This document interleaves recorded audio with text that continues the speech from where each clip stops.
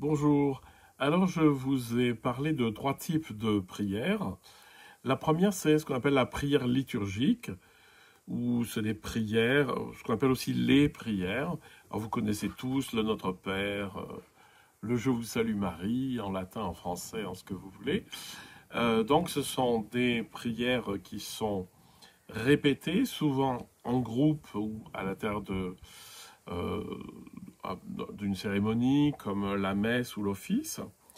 Et ces répétitions, elles permettent d'ancrer à la fois une compréhension de ce que ça veut dire et aussi de rentrer dans quelque chose de liturgique, qui est quelque chose de rituel, sachant que le rituel a un gros avantage, c'est-à-dire il nous aide à rentrer dans le silence intérieur. C'est-à-dire que en occupant l'esprit à dire des choses qui nous ramènent à Dieu, on va dire, eh bien, finalement, la présence devient palpable.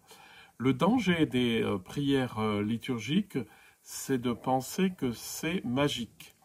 C'est-à-dire, je vais dire tant de fois cette prière et il va se passer quelque chose que je veux, ou etc. Alors ça s'appelle de la manipulation et ça marche pas, hein, parce qu'on utilise les prières de manière magique. Je vous ai pris des exemples ici en Occident dans les églises, mais vous avez exactement la même chose en Inde, enfin dans des tas de religions où finalement c'est la répétition qui donne le pouvoir à la prière. Alors là-dessus, Jésus a été assez sanglant parce que il utilise un terme grec qui veut dire justement répéter, répéter, répéter, baratiner, on dirait, pour le traduire. Et il dit, c'est pas ça la prière. La prière, c'est pas de baratiner pour obtenir quelque chose. La prière, c'est de se retirer. Voilà. Et donc, on passe de la prière liturgique qui peut être mal comprise à la prière individuelle. Mais dans la prière liturgique, vous avez deux aspects. Il y a un aspect extrêmement positif qui est de rentrer dans la grande prière communautaire, de rentrer dans ces textes qui sont très anciens pour nous permettre de toucher cette réalité.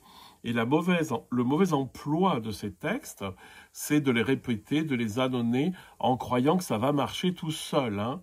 C'est comme, il y en a qui croient qu'il y a certaines formules en sanskrit ou en n'importe quoi qu'on peut répéter, et puis ça va marcher. Alors, vous pouvez le faire, hein, mais c'est pas de ça dont il s'agit dans la spiritualité.